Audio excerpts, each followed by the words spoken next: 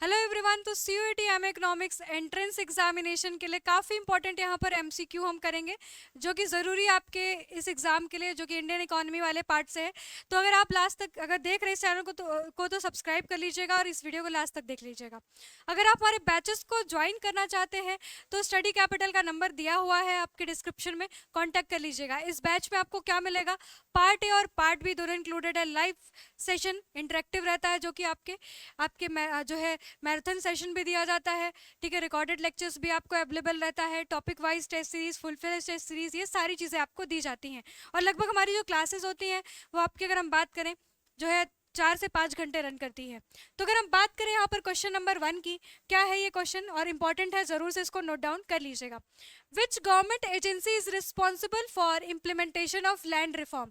अब देखिए, ये लैंड रिफॉर्म आपके सिलेबस में है। ठीक है, कौन सी ऐसी गवर्नमेंट एजेंसी है जो कि रिस्पॉन्सिबल है लैंड रिफॉर्म को इम्प्लीमेंट करने के लिए? क्या आरबीआई है? ठीक है, क्या प्लानिंग कमीशन है, या फिर आपके ministry of agriculture and formal welfare है, या फिर स्टेट रेवेन्यू डिपार्टमेंट है? तो याद रखिएगा कि जो लैंड है वो कौन से लिस्ट में आता है। एज वी नो दैट कि आपके पास 3 लिस्ट होते हैं। पहला आपका है, ठीक है, यूनियन लिस्ट, सेकेंड आपका कंकरेंट लिस्ट, और थर्ड आपका कौन सा होता है, ठीक है, जो दोनों का मिला के होता है। ठीक है, तो जो लैंड है बेसिकली वो आपके कौन से में आता है, स्टेट लिस्ट में आता है। Union list, concurrent list, state list, ये 3 लिस्ट होते हैं।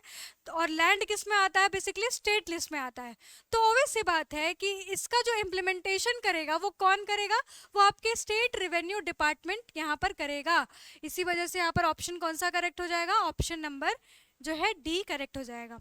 नेक्स्ट क्वेश्चन को देखेंगे, क्योंकि आपके कॉन्स्टिट्यूशनल अमेंडमेंट के साथ साथ आपके पेपर में आर्टिकल से भी रिलेटेड क्वेश्चन आपके पूछे जा रहे हैं, यानी अनुच्छेद से रिलेटेड भी प्रश्न आ रहे हैं।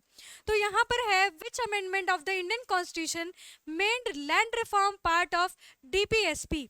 डीपीएसपी का जो है लैंड रिफॉर्म का मतलब आपके पार्ट बना था कब, कौन से कॉन्स्टिट्यूशन अमेंडमेंट में बना था?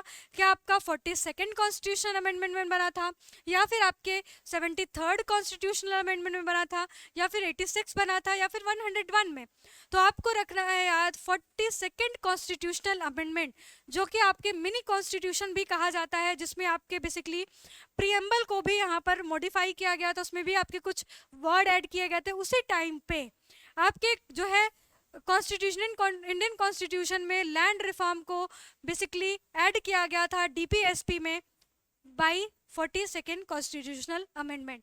ठीक है, इसको जरूर से नोट कर लीजिएगा, और ऐसे ही क्वेश्चन की सीरीज को हम लगातार आपके लिए लाते रहेंगे। जुड़े रहिएगा, चैनल को सब्सक्राइब करके रखिएगा। धन्यवाद।